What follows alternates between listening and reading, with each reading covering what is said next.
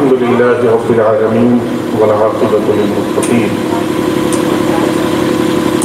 والصلاة والسلام على سيد الأنبياء والمرسلين محمد الأمين وعلى آله وأصحابه أجمعين أما بعد فأعوذ بالله من الشيطان الرجيم بسم الله الرحمن الرحيم قال عيسى ابن مريم اللهم ربنا أنزل علينا مائدة من السماء تكون لنا عيدا لأولنا وآخرنا وآية منك وارزقنا وأنت خير الرازقين قال الله إني منزلها عليكم فمن يكفر بعد منكم فإني أعذبه عذابا لا أعذبه أحدا من العالمين وقال تبارك وتعالى في مقام آخر واعتصموا بحبل الله جميعا ولا تفرقوا واذكروا نعمة الله عليكم إذ كنتم أعداء فألف بين قلوبكم فأصبحتم بنعمته إخوانا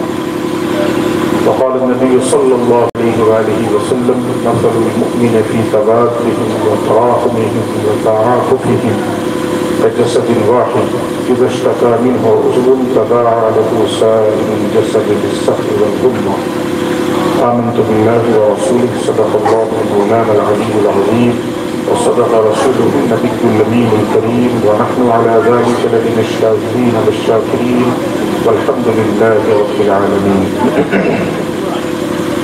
انتہائی یقینت و احترام کے ساتھ درود شریف کے نذرانے پیش کرنے کی سعادت میں حاصل کریں.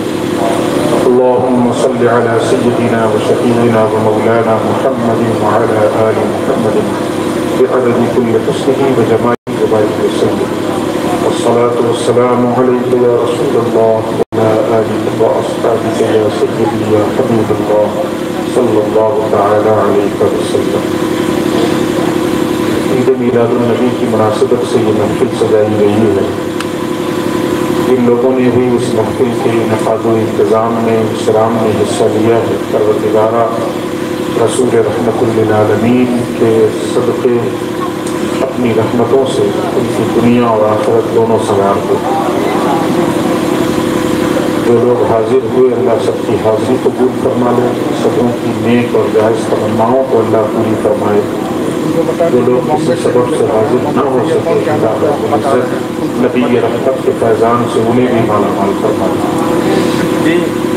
اور بالخصوص ہم سب یہ مل کر دعا کریں کہ اللہ رب العزت رسول رحمت للعالمین کے صدقے اپنی خصوصی رحمت اس گاؤں والوں پر نازل فرمائے اور آپس کی نفرتوں کو دوریوں کو کدورتوں کو اس رسول رحمت کے صدقے میں دور فرما کر تمام مصطفیٰ کے نام لینے والوں کو شیر و شکر کی طرح آپس میں ایک بنائے.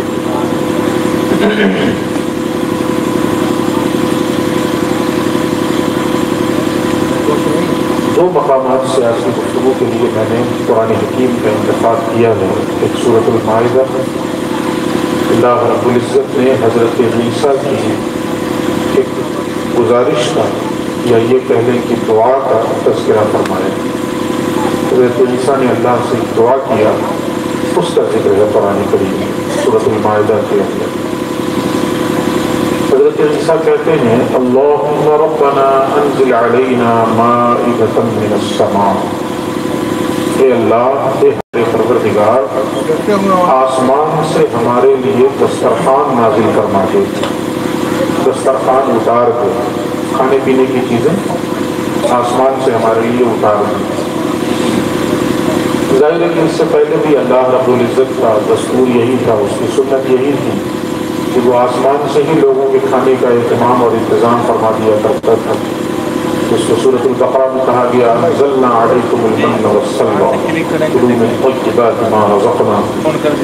ہم نے تمہارے اوپر من اور سلوہ اتارا, تو اس میں سے کھاؤ پیو جو اللہ نے تمہیں غذا رزق عطا فرمایا. کھاؤ, زندگی گزارو. آج کی زبان میں کہیں تو کھاؤ عیش کرو. لیکن ایک کہاوت ہے نا اپنے یہاں کہ آ بیل مجھے مار. یہی رویہ اپنایا حضرت موسیٰ کے ماننے والوں نے, اور انہوں نے حضرت موسیٰ سے جا کے شکایت کر دی. ایک ہی کھانا کھاتے کھاتے طبیعت ڈوب گئی ہے, اس لیے اب ہم کچھ اور کھانا چاہتے ہیں. जो ज़मीन से उगे। हज़रत मूसा ने अल्लाह के हुजूर उनकी बातें अर्ज कर दी कि ऐसा ऐसा कह रहे हैं, आबाइल मार वाली हालत थी, अल्लाह ने अपनी नेमत बंद कर दी, जाओ कुआं खोदो पानी पियो। काश ये उतर रहा होता तो आज ये सब जितने झगड़े हैं ना मुआशरे में, सब झगड़े की जड़ जो है वो रोटी और पेट है। मैं पूरे तज्जिए के बाद ये बता रहा हूँ, कहने को आदमी कुछ भी कहते लेकिन सच्चाई नहीं।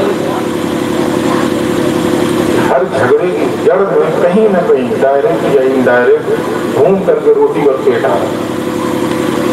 सब बनी इसराइल का इकट्ठा लाया हुआ, जब उन्होंने ये सब डिस्टर्ब न किया होता, उधर से उतर रहा होता, अल्लाह अल्लाह करते खाते मस्त रहते,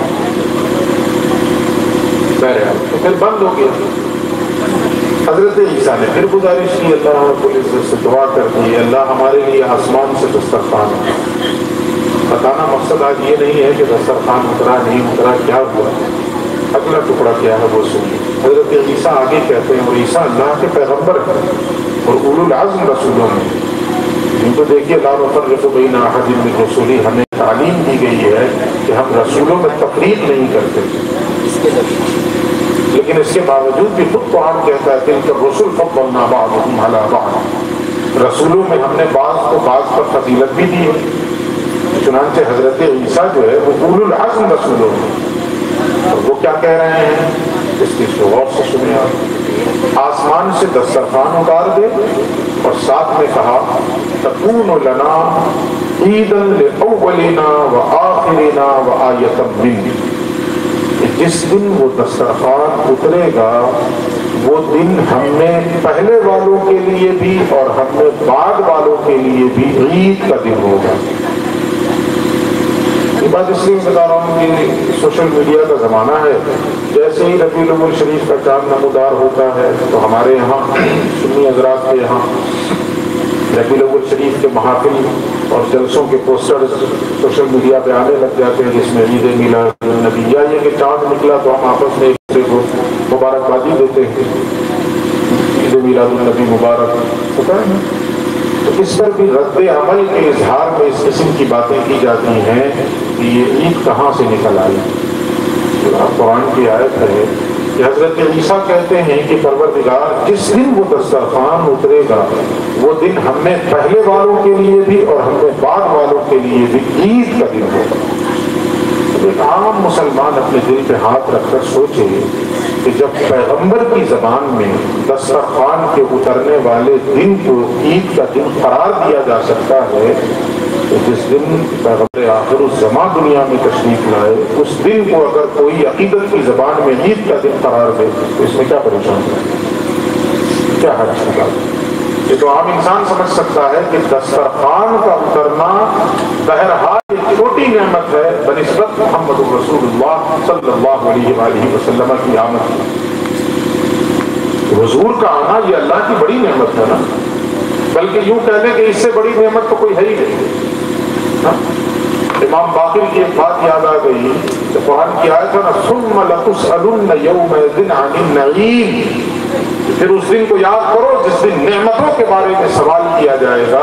तो इमाम बाक़िर ने फरमाया कि सिर्फ एक ही नेमत के बारे में पूछ लिया जाएगा तो हिसाब हो जाएगा और फैसला हो जाएगा, और वो नेमत है मोहम्मद रसूलुल्लाह सल्लल्लाहु अलैहि वसल्लम।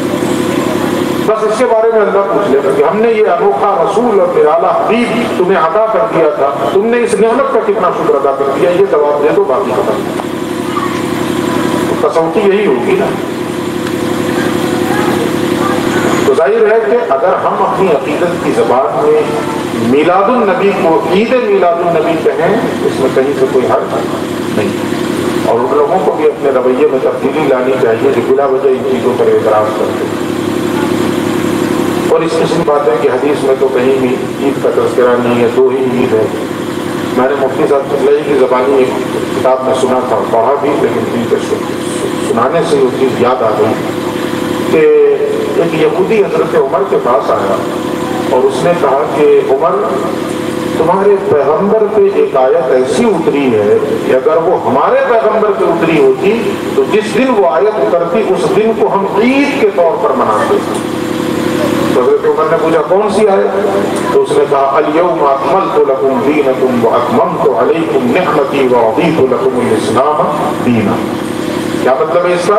अल्लाह कह रहा है अपने हबीब से और अपने हबीब के तवस्सुल से उस वक्त के तमाम मुसलमानों से कि लोगों, आज के दिन मैंने तुम्हारे लिए तुम्हारा दीन मुकम्मल कर दिया, दीन की तकमील हो गई। और आगे फरमाया अल्लाह ने वअतममतु अलैकुम निअमती, और मैंने अपनी निअमतों का भी तुम्हारे ऊपर इत्माम कर दिया। वरदीतु लकुमुल इस्लाम दीना, और तुम्हारे लिए बहैसियत दीन के हमने इस्लाम को पसंद कर लिया, मुंतखब कर लिया। वो यहूदी कहते हैं कि अगर ये आयत, इतना बड़ा एजाज मामूली नहीं है ना, ये मामूली एजाज नहीं है कि दीन की तकमील हो गई, अब हाजत ही नहीं है, अब हाजत नहीं है। जो कुछ हो सकता था दीन के हवाले से वो सब अल्लाह ने अपने हबीब पर उतारा। अब उसमें ये इजाफा करे कि नहीं ठीक है हदीस में नहीं है तो क्या हुआ, ये मतलब यह है कि वो ये दावा कर रहा है कि दीन मुकम्मल नहीं हुआ, अभी कुछ बचा हुआ था, हम ला रहे हैं, दीन की तकमील हो चुकी, दीन मुकम्मल हो चुकी। तो वो कहता है कि जो एजाज आपके नबी को हासिल हुआ, अगर इस किस्म की आयत हमारे पैगंबर पे उतरती तो हम तो ईद का दिन मनाते उसको। हज़रत उमर जवाब देते हैं कि मुझे अच्छी तरह याद है कि जिस दिन ये आयत पैगंबर पे नाजिल हुई थी वो तो ऑलरेडी दो एतबार से ईद का दिन था, दो एतबार से ईद का दिन था। और वो एतबारात क्या है? तो हज़रत उमर फरमाते हैं, एक तो ये कि वो जुमे का दिन था, जिस दिन ये आयत उतरी वो जुमे का दिन था, और जुमा भी ईद ही है, जुमा भी ईद ही है। और मजीद फरमाया कि दूसरे ये कि मैदान अरफात में अरफा के दिन आया वो भी ईद का दिन। तो तुम एक ईद की बात कर रहे हो। मशीयत एज़दी ये है कि अल्लाह ने अपने हबीब पे जिस दिन ये मुअज़्ज़ज़ व मुकर्रम आयत उतारी है तो पहले ही से अल्लाह का एहतमाम और इंतजाम ये था कि वो ऑलरेडी दो जिहतों से ईद कर दे।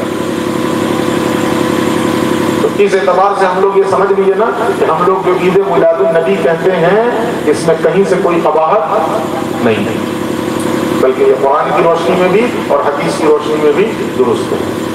लेकिन इतनी बात तो हमको बहुत अच्छी लगती है, सुभान अल्लाह माशाअल्लाह। तो अगला सुनिए, अगला बीच का टुकड़ा छोड़ दे रहा हूँ, आयतन मिन वरज़ुक़ना व अंत खैरुर राज़िक़ीन, उसको छोड़ रहा हूँ। आगे सुनिए, आगे अल्लाह क्या कहता है। क़ाल अल्लाहु इन्नी मुनज़्ज़िलुहा।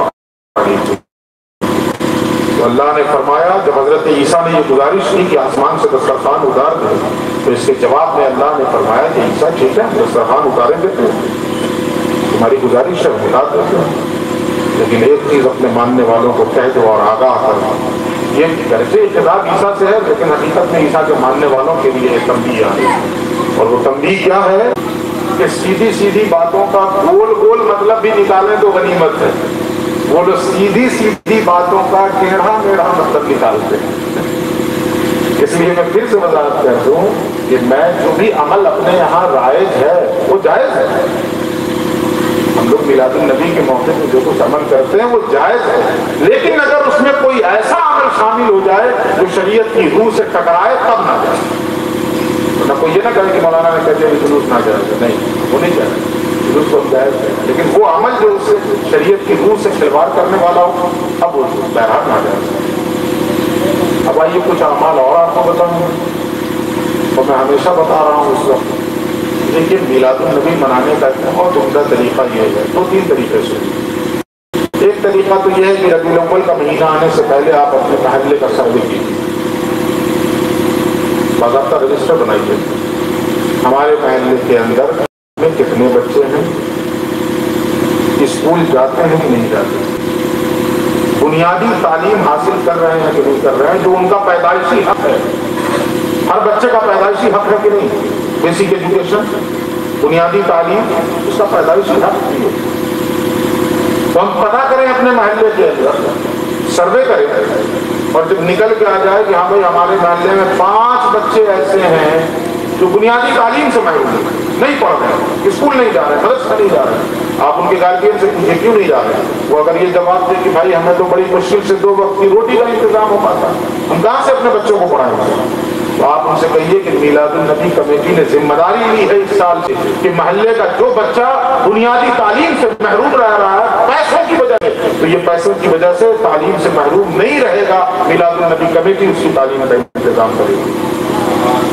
آپ منائیے ایسے میلاد. آپ منانے لگ جائیں نا, میں پورے یقین کے ساتھ کہہ رہا ہوں کہ جو لوگ نہیں منانے والے ہیں وہ بھی 2 سال کے بعد آئیں گے کہ نہیں اس طرح تو ہم بھی منائیں گے اور ہم سے بھی چل رہا ہے. کرنا چاہیے کہ نہیں یہ کام؟ یہ سب کریں گے نہیں, لڑائی کرنے کے لیے سب سے آگے رہیں.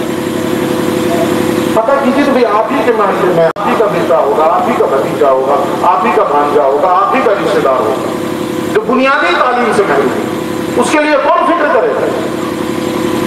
عجیب صورت ہے. جو چیزیں اکثر مفتی صاحب سے ایک بات کہتے ہیں تو مجھے بہت پیاری لگتی ہے کہ جو ہم کر سکتے ہیں وہ کرتے نہیں ہیں, اور جو نہیں کر سکتے اس کے لیے مرے جا رہے ہیں. جو نہیں کر سکتے اس کے لیے مرے جا رہے ہیں, جو کر سکتے ہیں وہ کرتے ہیں. یہ کام کر سکتے ہیں کہ نہیں لوگ مل کر کے سر جوڑ کر کے بیٹھے کیجیے اس کام. یہ کریں گے نہیں, دوسرے کے ایمان کو توڑتے تھے. عجیب بات ہے یہ. دیکھیے شیطان نے ہمیں کہاں اور کس کام میں لگا دیا. اب وہ انسان بھی جو فجر ظہر عصر تینوں غائب کیا اور عصر کے بعد چائے کھانے پہ گیا اور چائے پیتے ہوئے دوسرے کا ایمان توڑتا.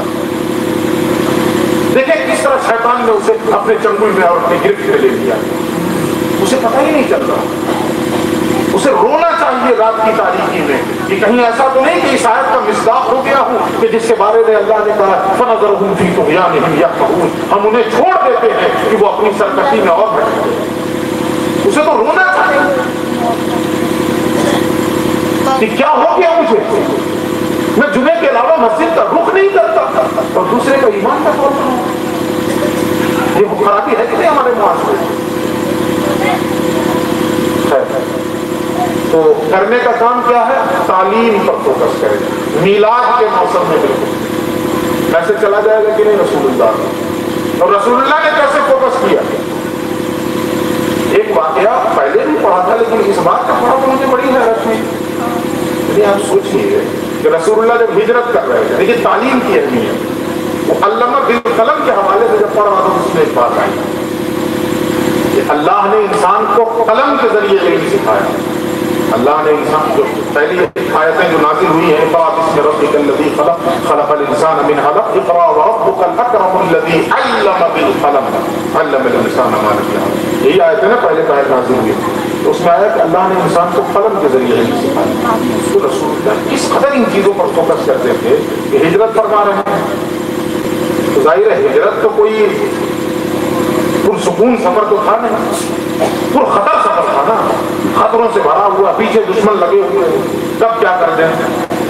اور چنانچہ سراقہ ابن مالک پہنچ بھی گئے. سراقہ ابن مالک پہنچ بھی گئے, پکڑنے کے لیے. پورا واقعہ ہے کہ پکڑنا چاہا تو زمین نے ان کے گھوڑے کو نکل لیا, اپنے معافی تلافی کی, پھر نیت کی لی, پھر زمین نے پکڑا, پھر ہوا سب واقعہ. جب رسول اللہ نے ان سے کہا چل لالچ ان کو کیا جا رہی تھی 100 اونٹ کی, کیونکہ سرداران مکہ نے اعلان کیا تھا کہ جو پکڑ کے لائے گا انہیں انعام سے 100 اونٹ دیے جائیں گے, اور صرف 100 اونٹ نہیں 100 سرخ اونٹ دیے جائیں گے. تو وہ اتنی بڑی دولت تھی کہ اس کے لالچ میں آ رہے تھے. سراقہ ابن مالک ایمان نہیں لائے تھے, وہ اس وقت تک ایمان نہیں لائے تھے. تو جب ان کی بار بار نیت بگڑی تو رسول اللہ نے ان سے کیا فرمایا کہ سراقہ, میسج یہی تھا حضور کا کہ سراقہ تم 100 اونٹ کے چکر میں پڑے ہو, میں تمہارے ہاتھوں میں کسرا کے کنگن دیکھ رہا ہوں. یہ کہنے کا مقصد کیا تھا؟ کسرا کے کنگن دیکھ رہا ہوں. یعنی اس زمانے کا دستور تھا کہ کسرا 2 دنیا کی سب سے بڑی طاقتیں تھیں اور بڑی حکومتیں تھیں, ایک روم دوسرے ایران. تو روم کا جو بادشاہ ہوتا تھا اس کو قیصر کہا جاتا تھا, اور ایران کا جو بادشاہ ہوتا تھا اسے کسرا کہا جاتا تھا. اور دستور یہ تھا ایرانیوں کا کہ جو ایران کے تخت پہ بیٹھے گا اسے سونے کا کنگن پہنایا جائے. جو ایران کا بادشاہ بنے گا, تخت ایران پہ بیٹھے گا, اسے سونے کا کنگن پہنایا جائے. اس وقت رسول اللہ کی نگاہ کہاں دیکھ رہی ہے کہ جب خود جان کے لالے پڑے تو وہ سفر ہو رہا ہجرت والا. اس موقع پر حضور کہہ رہے ہیں کہ تم 100 اونٹ کے چکر میں پڑے ہو, میں تو تمہارے ہاتھوں میں کسرا کے کنگن دیکھ رہا ہوں, اور نتیجہ ہوا بھی نہیں. میں ضمن عرض کر دوں کہ حضرت عمر کے زمانے میں جب کسرا فتح ہوا ہے اور مال غنیمت میں جب ساری چیزیں آئی ہیں تو ساتھ میں وہ کنگن بھی آئے ہیں. تو حضرت عمر نے حضرت سراقہ ابن مالک کو بلا کر اس وضاحت کے ساتھ کہ چونکہ رسول اللہ کی بشارت آپ کو کی، اگرچہ مرد کو سونا پہننا درست نہیں ہے مگر بشارت مصطفیٰ ہے، اس لیے میں آپ کو تھوڑی دیر کے لیے ضرور یہ کرنا چاہتا ہوں۔ چنانچہ آپ نے پڑھنا ہے، وہ بات دوسری ہے۔ جب حضور نے یہ کہا کہ میں تو تمہارے ہاتھوں میں کسرا کے کنگن دیکھ رہا ہوں، تو سراقہ ابن مالک ہوش میں آ گئے اور انہوں نے عرض کیا رسول اللہ ٹھیک ہے تو مجھے امان لکھ دیا جائے۔ پڑھتے سے پہلے بھی یہ بات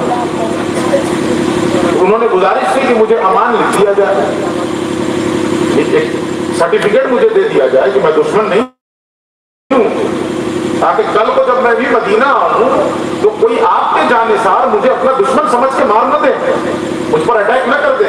تو ایک سرٹیفکیٹ، امان نامہ اس زمانے کا جو ایک سرٹیفکیٹ ہوتا ہے کہ نہیں یہ آدمی ٹھیک ہے، میں سرٹیفائی کرتا ہوں۔ تو انہوں نے اس وقت گزارش کی سفر ہجرت کے درمیان، یا رسول اللہ مجھے امان نامہ لکھ دیا جائے، اور تاریخ بتاتی ہے کہ حضور نے لکھوا کے دیا۔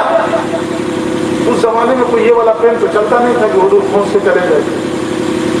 سوچیں کہ 1450 برس پہلے یہ پین تو نہیں چل رہا تھا، حضور نے جیب میں لگا دیا تھا اور چلے گئے۔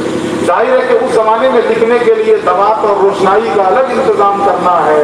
وہ جو بھی پین استعمال کیا جاتا ہو لکڑی وغیرہ کا، جس کو ہم لوگ بچپن میں کاڑا کہتے تھے، ممکن ہے اسی طرح کا کچھ اوزار اور آلہ استعمال کیا جاتا ہے۔ اندازہ کیجئے کہ اتنا نازک سفر ہے، سفر ہجرت، جس میں جان کا بھی شدید خطرہ ہے، باوجود اس کے رسول اللہ لکھنے پڑھنے کی چیز ساتھ لے کے چل رہے ہیں۔ اور آج ان کے ماننے والے ہم لوگ عیش کی زندگی گزار رہے ہیں۔ کون سا جان کا خطرہ ہے؟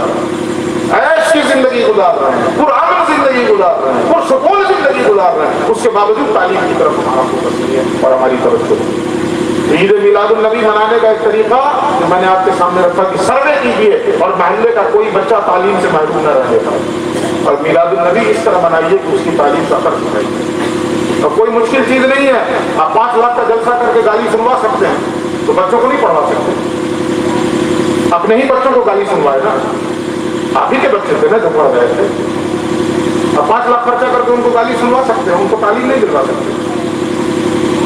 یہ تو ہم جیسے لوگ آپ کو مس گائیڈ کرتے ہیں، پیسہ کہاں خرچ کرنا چاہیے اور کہاں خرچ کروا دیتے ہیں۔ تعلیم پہ خرچ کیجیے آپ اپنے پیسوں، کوئی ضرورت نہیں ادھر ادھر خرچ کرنے۔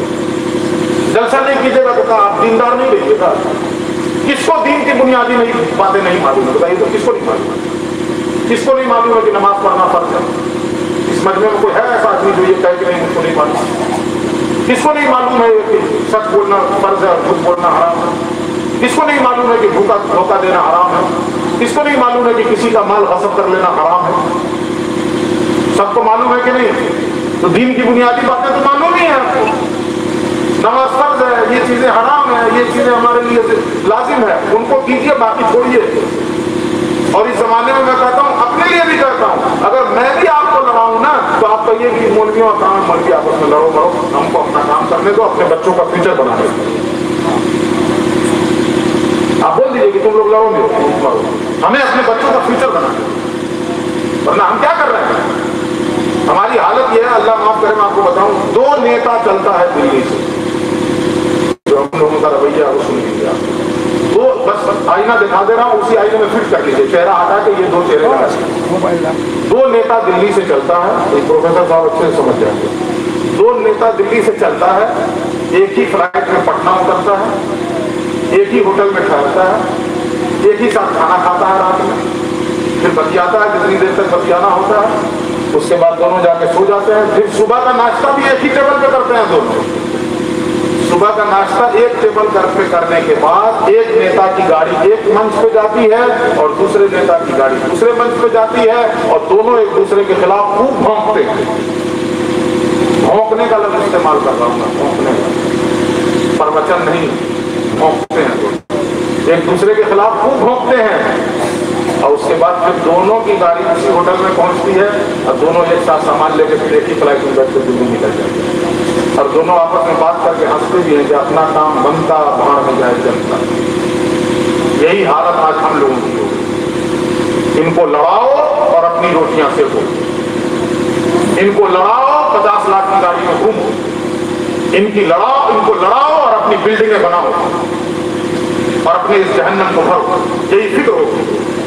جس کو دیکھ لیجیے اس صورت حال، اس لیے تو میں تو کہتا ہوں کہ مت پڑھو ان مولویوں کے چکر، دین کی بنیادیں باتیں معلوم ہے، اس پہ عمل کرو اور آپس میں ایک دوسرے کی فکر کرو، اپنے سماج اور اپنے معاشرے کو خراب نہ کرو، اپنے بچوں کا فیوچر بہتر کرو۔ کوئی پرسان حال نہیں ہوگا، کوئی نہیں پوچھنے والا ہوگا، حساب لفظوں میں کر لیجیے، میں بھی نہیں پوچھوں گا، تقریر کروا کے نظرانہ دے دیجیے گا، نکل لوں گا، کل کو آپ کے بچے کا فیوچر خراب ہوگا، مجھے کیا پرواہ ہے؟ کون پوچھ رہا ہے؟ میں نے بتائیے۔ اور اگر کوئی اس درد کے ساتھ زندگی گزار رہا ہے کہ علاقے علاقے جا کر کے اس فکر میں مارا پھرتا ہے کہ کسی طرح یہاں کے بھی بچے پڑھ لیں، کسی طرح یہاں کے بھی بچے پڑھ لیں، قسم خدا کی اس کے قدم دھل کے پی لیجیے، وہ کوئی بھی ہندو بھی ہے، اگر وہ آپ کے بچوں کی تعلیم کی فکر کرتا ہے نا، آپ اس کے قدم دھل کے پی لیجیے، ورنہ اس زمانے میں کس کو پرواہ ہے؟ کیا ضرورت ہے کسی کو بھی اپنی کٹیا میں اپنی خانقاہ میں رہے گا، کیا فرق پڑتا ہے؟ اللہ نے کوئی کمی پہ رکھی ہے کیا؟ اپنی فیکٹری بازار کا، ہاں، اب دنیا میں کسی کو نظرانے کے ہاتھ میں ان کی اپنی فیکٹری چلتی ہے، شاہی پروڈکٹس کے نام، ان کو کیا پرواہ ہے؟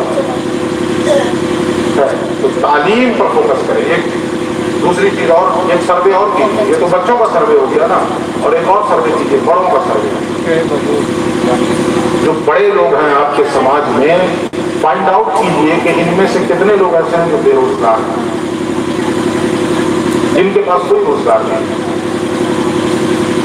اب میلاد النبی کمیٹی اپنی ذمہ داری لے کہ ہر سال ربیع الاول مہینے میں جو ہماری استطاعت ہوگی، 1 آدمی 2 آدمی 5 آدمی جو کیپیسٹی ہو، اپنے محلے کے بے روزگاروں کو روزگار فراہم کریں گے۔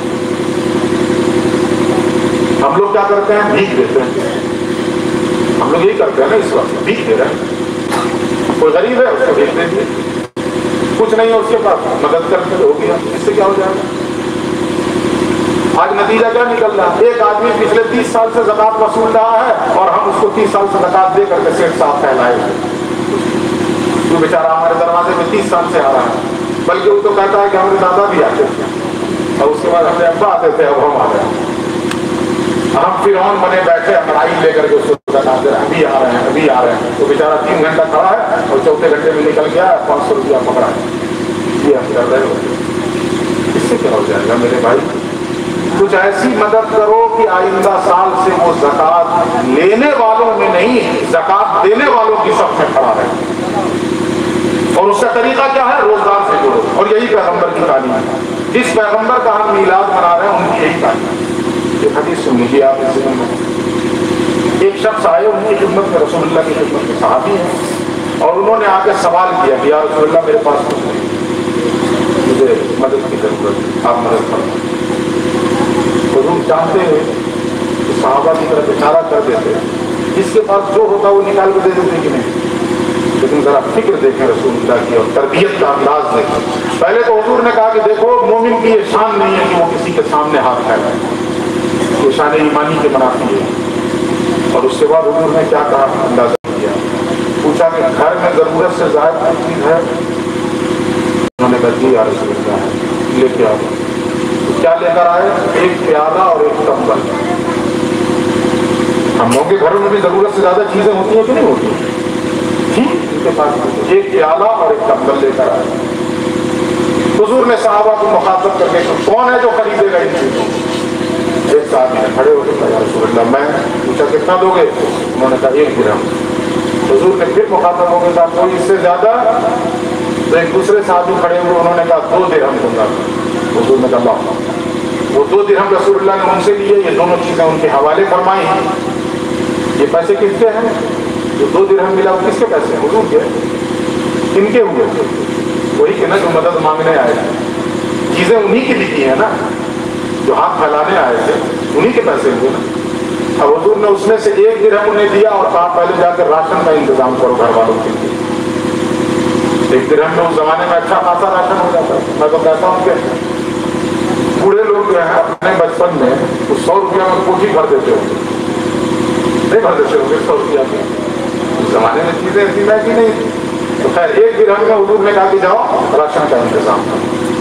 دوسرا جو درہم بچا، رک کے سوچیے اور فکر دیکھیے رسول اللہ، جو دوسرا درہم بچا حضور نے کہا کہ یہ پکڑو اور جا کے کڑھاڑی سے نکلے، कुल्हाड़ी लेकर आए, वो हिस्सा जो लोहे का होता है, तो दो हिस्से होते हैं ना कुल्हाड़ी में, एक लकड़ी वाला हिस्सा होता है और दूसरा लोहे वाला हिस्सा होता है। तो वो लेकर आए, कौन सा हिस्सा? लोहे वाला। हुजूर के सामने लाकर पेश किया। हुजूर ने अपने मुबारक हाथों से उसमें दस्ता लगाया, उसमें लकड़ी लगा दी और फिर फरमाया कि जाओ जंगल, लकड़ियां काटो और बाजार में लाकर फरोख्त करो और इससे अपने घर वालों को हिफाजत करो। और साथ में जुमला और फरमाया कि 15 दिन नजर नहीं आना। ये कहने का मकसद क्या था? 15 दिन नजर नहीं आना, मकसद ये था कि मेहनत करो। ये नहीं था कि 15 दिन दिखना नहीं। जैसे कभी हम अपने बच्चों को कहते हैं ना पढ़ने के लिए, तो दिखना नहीं तुम, इसका ये मतलब तो नहीं होता कि दिखेगा तो कत्ल कर डालेंगे, मतलब ये होता है कि मेहनत करो। तो हुजूर ने उनको यही मैसेज दिया। 15 दिन के बाद वो आ रहे हैं सहाबी रसूल के खिदमत।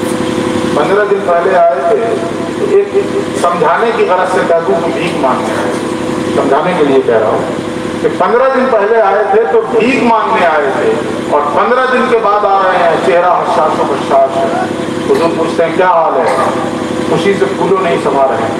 और जो 15 दिन पहले भीख मांगने आए हैं, अब वो आकर रसूल की खिदमत में नजराना पेश कर रहे हैं। हुजूर की खिदमत में उन्होंने नजराने पेश किए और कहते हैं या रसूल अल्लाह, बड़ी फरावानी, अल्लाह ने खुशहाल कर दिया। यहां से तालीम क्या मिली हमें? भीख मत दीजिए, रोजगार फराहम कीजिए। रसूलुल्लाह ने रोजगार फराहम किया।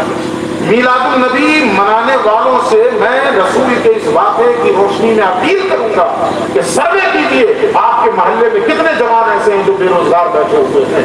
भीख देने से काम नहीं चलेगा। उस मीलादुन नबी कमेटी की तरफ से अगर आपकी कैपेसिटी एक आदमी को है तो साल में मीलाद के नाम पर एक आदमी को रोजगार से, और फिर उसका नतीजा देखिए। फिर उस आदमी को सारी जिंदगी अगर कोई मीलाद के खिलाफ दलील से कायल करना चाहे तो कहेगा कि नहीं कि मैं बगैर दलील के मीलाद को दुरुस्त मानता हूं, तो कहेगा कि नहीं? अगर कोई मीलाद के खिलाफ उसके सामने ठोके तो अगर अपना मुंह इधर कर थूक दूं, तो नाअंजार अगर मीलाद न मनाया होता मेरे मोहल्ले वालों ने तो आज भी मैं भीख मांग रहा हूं या बेरोजगार पड़ा होता। ये मेरे मोहल्ले वालों ने जो मीलाद मनाया है, ये उसी मीलाद मुस्तफा का सदका है कि आज मेरे बच्चे इज्जत की रोटी खा रहे हैं। आ जाएगी कि नहीं आ जाएगी? एक खूबसूरत पैगाम चला जाएगी कि नहीं चला जाएगा? एक तीसरी बात और अर्ज कर दो, इसको भी मेंशन कीजिए इसमें। मीलाद मनाने के मौसम में हम लोग करते क्या है? आमतौर से ऊपर में पे लाइट लगा दिए। अपने यहाँ की एक कहावत है कि चुकंदर के सर पे चमेली बचे, अजब तेरी कुदरत अजब तेरा खेल। ऊपर में खूबसूरत लाइटिंग लगी है और नीचे में कुत्ते का अलग है, गाय का अलग है, फंसी का अलग है और बिल्ली का अलग है। उसकी सफाई कौन करेगा? और ऊपर में लाइट लगी, उससे कहा हो जाएगा? अगर लाइट लगा दिया कि देख के चलो, कुत्ते वाले को ट्रैक न रख देगा। सिर्फ लाइट लगाने से काम नहीं चलेगा। लाइट लगाइए, मैं मना नहीं कर रहा हूं, लेकिन जरा सफाई पर भी तवज्जो दीजिए। अगर मीलादुन नबी कमेटी ऐलान हो जाए, शोहरत मिल जाए इस चीज को कि देखो भाई रबीउल अव्वल आ रहा है, फिक्र न करो, पूरा मोहल्ला साफ हो जाएगा, क्या खूबसूरत पैगाम जाएगा। अपने तो अपने गैर मुस्लिमों तक पैगाम जाएगा। और जब इस साल मैं एक चीज और बता रहा हूँ लोगों को कि तालाब की सफाई करना, पानी की बड़ी किल्लत हो रही है कि नहीं, दिक्कतें हो रही है कि नहीं लोगों को। आपके महल्ले में कुर्ब जवार में जो तालाब हैं, गंदे पड़े हैं, मीलादुन नबी कमेटी मीलाद के मौसम में उस तालाब की सफाई करवाए। और कोई पूछने वाला पूछे कि क्यों सफाई करवा रहे हो, तो उसे बताइए उस पैगंबर की आमद का महीना है जिसने तहारत और पाकीज़गी को ईमान का हिस्सा करार दिया। मैं उस पैगंबर का मीलाद मना रहा हूँ जिसने तहारत और सफाई सुथराई को ईमान का हिस्सा करार दिया।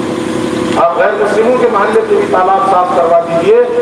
सिर्फ यही तक नहीं, एडमिनिस्ट्रेशन तक मैसेज चला जाएगा, जिम्मेदारों तक मैसेज चला जाएगा और एक खूबसूरत मैसेज चला जाएगा। और फिर किसी मौके पर अगर आपकी मीलाद कमेटी एडमिनिस्ट्रेशन के पास कोई अरीजा लेकर जाए तो मैं यकीन के साथ कह रहा हूं कि उसे रद्द करने से पहले वो 10 करवा। हम लोग कुछ करते नहीं है और उसके बाद सिर्फ भेकड़ी दिखाते हैं। ये 3-4 बातें मैंने अर्ज की, इसको ध्यान में रखेंगे ना। अब आइए एक आयत की रोशनी में और एक आखिरी बात बताऊंगा आपको मीलाद मनाने की। اللہ فرماتا ہے، ایک آیت ہے بڑی مشہور آیت ہے، وَاعْتَصِمُوا بِحَبْلِ اللَّهِ جَمِيعًا وَلَا تَفَرَّقُوا۔ اللہ کہتا ہے اللہ کی رسی کو مضبوطی کے ساتھ پکڑ لو اور آپس میں بٹو نہیں، آپس میں ٹکڑے مت ہو۔ اگر ٹکڑے ہو گے تو کیا ہوگا؟ ایک مقام پہ اللہ کہتا ہے کیا ہے، اطیعوا اللہ واطیعوا الرسول ولا تفرقوا، ایسی کچھ ہے نا، فتفشلوا وتذهب ريحكم واصبروا ان اللہ مع الصابرین۔ یہی مفہوم ہے، ہو سکتا ہے کہ کچھ ٹکڑا میں غلط پڑھ دیا ہوں۔ مفہوم یہ ہے کہ اللہ رب العزت کہتا ہے کہ دیکھو اللہ رسول کی اطاعت کرو، اللہ رسول کی اطاعت کرو، انگلش ہے کیا؟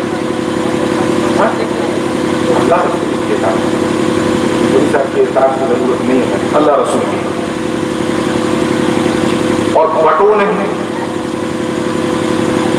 بٹوارا ہوگا کہاں؟ جب نیچے کی اطاعت کے چکر میں پڑیے گا تبھی، اوپر کی اطاعت میں کبھی بٹوارا نہیں ہوگا، اللہ رسول کی اطاعت میں کبھی لڑائی نہیں ہوگی۔ نیچے میں آئیے گا اتم بدھی سے، تو اللہ نے منع کر دیا دیکھو بٹنا نہیں، نیچے میں آ کے لڑائی ہو جائے تو کہنا ٹھیک ہے آپ کو وہ اچھا لگتا ہے آپ کیجیے، ہم کو یہ اچھا لگتا ہے ہم یہ کریں، لیکن بٹنا نہیں، اللہ نے منع کر دیا۔ اللہ رسول کی اطاعت کرو اور نیچے آ کر کے اگر لڑائی ہونے لگے تو اپنی اپنی پسند، لیکن لڑنا نہیں آپس میں، بٹوارا نہیں کرنا۔ اگر تم لڑ گئے ٹکڑے ہو گئے تو اللہ نے تو پہلے ہی کھل کے بیان کر دیا، نہ سمجھ میں آئے تو ہمارا قصور ہے، فتفشلوا وتذهب ريحكم، تم کمزور بھی پڑ جاؤ گے، تمہاری ہوا بھی اکھڑ جائے گی۔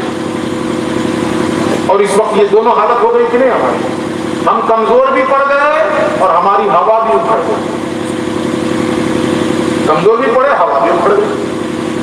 اب تو جو اسلام دشمن لوگ ہیں وہ تو ڈنڈی نہیں چوٹ پہ کہہ رہے ہیں، پہلے تو بند کمرے میں کہتے تھے، اب کھلے اپنے منچوں سے کہہ رہے ہیں اس قوم سے کبھی ڈرنے کی ضرورت نہیں ہے، آپ سے ایک دوسرے کو مار دیں گے ہمیں کی ضرورت ہے۔ اب وہ تو ڈنڈی نہیں چوٹ پہ کہہ رہے ہیں، یہ قوم آپس ہی میں ایک دوسرے کو مار دیں گے۔ اس وقت حالت یہی ہے نا، ہم ایک دوسرے کی جان کے طرف بنے ہوئے ہیں۔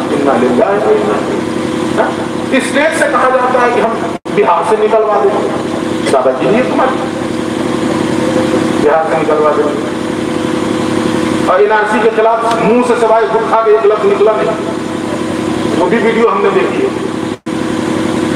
جب مسلمانوں کو برا وقت آیا تو تم چھلے بنے تھے جس پارٹی کے، تو تمہارے منہ سے سوائے گٹ کھا کے ایک لفظ نہیں نکلا، اور کسی عالم کو غریب سمجھ کے کہتے ہو کہ بہار سے نکلوا دیں،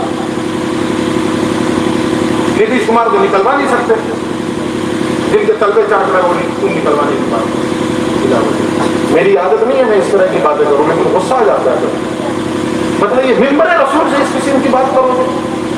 اللہ کی زمین ہے یار، یہ تمہارے ابا کی زمین ہے، اللہ کی زمین ہے۔ تو کیا اقبال نے کہا بادشاہوں کی نہیں اللہ کی ہے یہ زمین، للہ ملک السماوات والارض، یہ زمین و آسمان کا تنہا مالک اللہ رب العزت ہے، یہ کسی کو آپ نکلوا دیجیے۔ عجیب صورت ہے، یہاں پہ واقعہ ذہن میں آ گیا کہ حضرت ابراہیم، ہاں حضرت ابراہیم کا یہ طریقہ تھا کہ اکیلے کھانا نہیں کھاتے جب تک کوئی مل نہ جائے ساتھ۔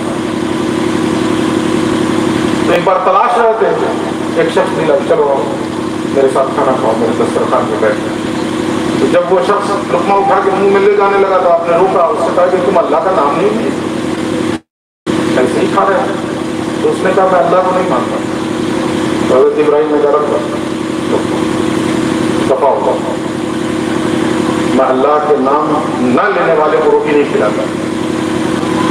جب وہ جانے لگا ابھی اس نے قدم بھی باہر نہیں نکالے تھے کہ حضرت ابراہیم سے وہی آ گیا، اور اللہ نے حضرت ابراہیم کو تنبیہ فرمائی، ابراہیم وہ تو میرا منکر تھا، میں نے تو آج تک روٹی نہیں بند کی اس پر، اللہ ہی کھلا رہا ہے کہ نہیں؟ اس دنیا میں جو بھی انسان بس رہے ہیں ان کو کون کھلا رہا ہے؟ بولیے، سوچ کے بولیے، اللہ کھلا رہا ہے کہ اور کوئی دوسرے بھی اللہ کے ساتھ یا دوسرے بھی الہ ہے اور دوسرا بھی کوئی رازق ہے؟ وہ اگرچہ نہیں مانتا ہے اللہ کو رازق، لیکن ایمان یہی ہے نا کہ اسے بھی وہی دے رہا ہے، کھلا رہا ہے دنیا میں، نہیں مان رہا اس کا فیصلہ آخرت میں ہوگا۔ اللہ نے یہاں فیصلہ نہیں کیا تو تم ٹھیکیدار بنتے ہیں یہاں فیصلہ کرنے کے، اگر وہ غلط بھی ہے تو تم یہاں فیصلہ کرو گے اس کا۔ شعر ہے نا کہ خدا ہے لوگ گناہوں ثواب دیکھتے ہیں، خدا ہے لوگ گناہوں ثواب دیکھتے ہیں کہ ہم تو روز ہی روز حساب دیکھتے ہیں۔ صحیح روز حساب نہ اللہ فیصلہ کرے گا قیامت میں۔ جو کام ہمارا وہ ہم کریں، جو کام اللہ کا وہ اللہ کو کرنے دیں، وہ اللہ قیامت میں کرے گا۔ ٹھیک ہے؟ تو ہاں اللہ نے کہا کہ ٹکڑوں میں نہ بٹو، اللہ رسول کی بات کرو، ٹکڑوں میں نہ بٹو، ورنہ پھر ہوا اٹھ جائے گی تمہاری، قوت کمزور پڑ جائے گی۔ اس آیت میں اللہ نے کیا کہا؟ اللہ کی رسی کو مضبوطی کے ساتھ تھامو اور آپس میں نہ بٹو۔ اب اگلا ٹکڑا سنیے، وَاذْكُرُوا نِعْمَةَ اللَّهِ عَلَيْكُمْ إِذْ كُنْتُمْ أَعْدَاءً فَأَلَّفَ بَيْنَ قُلُوبِكُمْ، اور اس اللہ کی اس نعمت کو یاد کرو جو اس نے تم پر کیا۔ جب تم ایک دوسرے کے دشمن تھے۔ اب حضور کی آمد سے پہلے کا منظر آپ اپنی نگاہوں میں رکھیں کہ حضور کے آنے سے پہلے مکے کی حالت کیا تھی؟ ایک دوسرے کے دشمن، ایک قبیلہ دوسرے قبیلے سے 100 سال سے جنگ کر رہا ہے، 40 سال سے جنگ کر رہا ہے۔ ادھر والا جب موقع دیکھتا ادھر والے کو مار دیتا، ادھر والا جب موقع دیکھتا ادھر والے کو مار دیتا۔ یہی حالت تھی کہ نہیں؟ تو عام تفسیروں میں یہاں پہ آتا ہے کہ یہاں نعمت سے مراد اسلام، اور کچھ تفسیروں میں آتا ہے کہ نعمت سے مراد رسول ہے۔ بھائی اگر اسلام کو ہی لیں تو اسلام ملا کیا؟ جبریل آپ کے پاس اسلام لے کے آیا، وہ اسلام جو آپ کو ملا ہے رسول ہی کے صدقے میں تو ملا ہے، وہ اسلام بھی ملا اور رسول کے صدقے میں ملا۔ تو نعمت سے مراد دونوں لے لی، اسلام اور پیغمبر اسلام۔ تو اللہ نے جب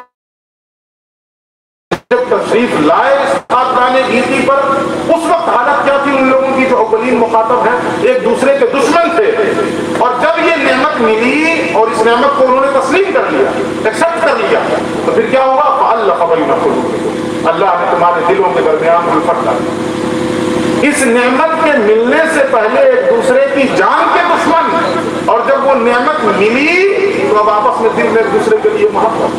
اور آگے اللہ کہتا ہے فَأَصْبَحْتُمْ بِنِعْمَتِهِ إِخْوَانًا، تو اسی نعمت کے صدقے تم آپس میں بھائی بھائی ہو گئے۔ یہ ان لوگوں نے میلاد منایا کہ جو جان کے دشمن تھے، رسول آئے تو رسول کا صدقہ ان کی زندگی میں ایسے داخل ہوا کہ جو ایک دوسرے کی جان کے دشمن تھے ایک دوسرے کے لیے جان دینے لگے۔ یہ حالت ہو گئی تھی کہ نہیں صحابہ؟ جو پہلے ایک دوسرے کی جان کے دشمن تھے، اب رسول کا کلمہ پڑھ لیا ہے، رسول کی نعمت کو تسلیم کر لیا ہے، تو اب ایک دوسرے کی خاطر اپنی جان دینے لگ گئے۔ اور فَأَصْبَحْتُمْ بِنِعْمَتِهِ إِخْوَانًا، اب اسی نعمت کے صدقے میں آپس میں بھائی بھائی ہو گئے۔ اور ہم اور آپ پہلے سے بھائی بھائی ہیں، ہم اور آپ ہیں کہ نہیں پہلے سے بھائی بھائی ہیں؟ اور سب نے میلاد منایا کہ نہیں منایا؟ بولیے، پہلے سے بھائی بھائی، دو اعتبار سے بھائی بھائی، ایمانی بھی اور رشتے کے اعتبار سے۔ آپ جتنے محلے کے لوگ ہیں، دور کے نزدیک کے رشتے کے بھائی ہو گئے کہ نہیں ہو گئے؟ چچیرے ممیرے خلیرے پھپھیرے جو بھی ہو ہیں تو بھائی، اور ایمانی بھائی بھی۔ وہ لوگ جو جان کے دشمن تھے، اس رسول کی آمد کا اثر ان پر یہ ہوا کہ وہ آپس میں بھائی بن گئے، اور یہاں پہلے سے بھائی ہیں اور میلاد بھی منا رہے ہیں، لیکن آپس میں اپنے بھائیوں کے لیے دلوں میں نفرتیں پالے تھی، قدورتیں پالے تھی۔ تو یہ میلاد منانا درست نہیں ہوا۔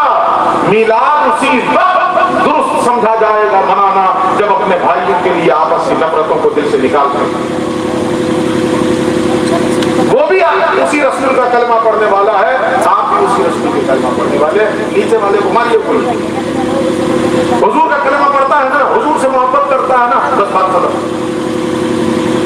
میں اکثر تقریر میں کہتا ہوں کہ ایک نعرہ ہم لوگوں کے یہاں اسٹیجوں سے خوب لگایا جاتا ہے، جو نبی کا نہیں وہ ہمارا نہیں، یہ دھوکہ دیتے ہیں، قسم سے کہہ رہا ہوں دھوکہ دیتے ہیں۔ کہتے تو ہیں کہ جو نبی کا نہیں وہ ہمارا نہیں، مگر جب یہ کا نہیں پہ لانے لگتا ہے تو نبی پر نہیں روکتے، اور نیچے لاتے ہیں اور نیچے لاتے ہیں اور نیچے لاتے ہیں، ان کا بھی ہو، ان کا بھی ہو، ان کا بھی ہو، تب ہمارے ہو۔ تو کہا کرتے ہیں جو نبی کا نہیں وہ ہمارا ہے۔ تو میں کہتا ہوں کہ یہ تو ہم کو تسلیم ہے، ہم کو تو یہ تسلیم ہے 200 جو نبی کا نہیں وہ ہمارا نہیں، لیکن ذرا میں پلٹ کے نعرہ لگاتا ہوں تم تسلیم کرو، میں کسی کو پلٹ کے نعرہ لگا رہا ہوں تم تسلیم کرو اگر واقعی ہمدرد ہو اور واقعی اہل سنت ہو۔ وہ کیا؟ جو نبی کا ہوا وہ ہمارا ہو۔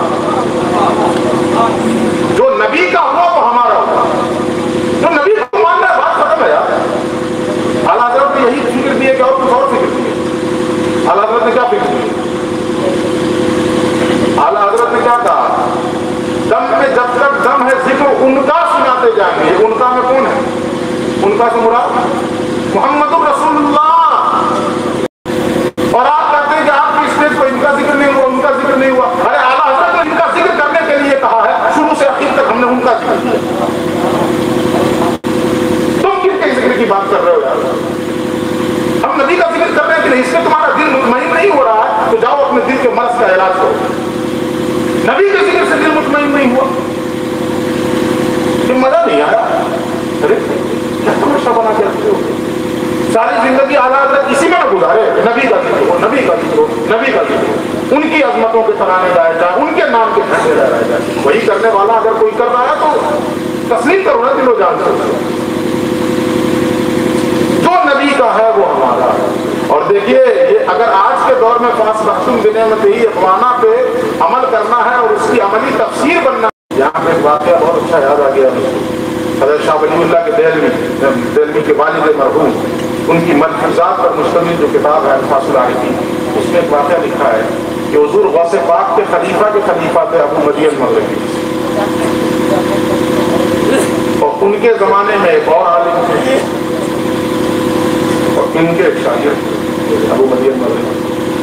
तो जो दूसरे वाले आलिम थे ना, वो अबू मदी अल-मग़रिबी से इख्तिलाफ रखते थे, उनसे किसी मसले में इख्तिलाफ रखते थे। तो जो इनके शागिर्द थे वो उस आलिम से चिढ़ते थे कि हमारे उस्ताद से और हमारे शेख से इख्तिलाफ रखता है, तो उनसे चिढ़ते थे, नहीं मानता मेरे शेख। एक दिन सोए तो ख्वाब में रसूलुल्लाह की ज़ियारत हुई और देखा कि हुजूर के चेहरे पे जलाल के आसार तड़प गए। पूछा मेरे माँ बाप आपको कुर्बान, या रसूलुल्लाह कौन सी खता हुई? तो ख्वाब में आप पूछते हैं कि फलां आलिम से नफरत करते हो? जिन्होंने डरते हुए कहा जी यार। पूछा क्यों? तो कहा वो मेरे उस्ताद और मेरे शेख को नहीं मानता। तो हुजूर पूछते हैं कि मुझे मानता है कि नहीं? हुजूर उनसे पूछते हैं कि मुझे मानता है कि नहीं? उन्होंने कहा या रसूलल्लाह आपको तो मानता है। तो आगे हुजूर फरमाते हैं कि मुझे मानने का नाम दीन है या तुम्हारे उस्ताद को मानने का नाम दीन है? मुझे मानने का नाम दीन है ना, तुम्हारे शेख को मानने का नाम दीन नहीं है। तुम्हारे शेख को मानने का नाम दीन कब से हो गया? तो मैं भी कह रहा हूं कि कोई अगर हुजूर की जात पर आकर जमा हो जाए, हुजूर से निस्बत रखे, हुजूर से कमा आपको अकीदत रखे, वो भले मेरे शेख को न माने, कोई परवाह नहीं हो मेरा भाई, मैं उसे सीने से लगाने को तैयार नहीं मानता, नहीं मानता क्या भाई, मैं अपने अब्बा को अब्बा मानता हूं तो इसकी जिद करूंगा कि नहीं आप भी मेरे अब्बा को अब्बा मानो। ये क्या है मानता है? मैं अपने अब्बा को अब्बा मानता हूं, आप अपने अब्बा को अब्बा मानो। ये क्या जबरदस्ती कि नहीं मेरे ही अब्बा को सब लोग अब्बा मानो? क्या क्या जबरदस्ती है? तो ज़ाते रिसालत मआब सल्लल्लाहु अलैहि वसल्लम अगर हम चाहते हैं कि आपस में मुत्तफिक हो जाएं, मुत्तहिद हो जाएं और हमारी कुव्वत उखड़े नहीं, हमारा इत्तेहाद पारा पारा न हो, तो एक हस्ती है वो मोहम्मद रसूलुल्लाह सल्लल्लाहु अलैहि वसल्लम। उनका मिलाद मनाएं और शान से मनाएं कि आपस की नफरतों को निकाल दें।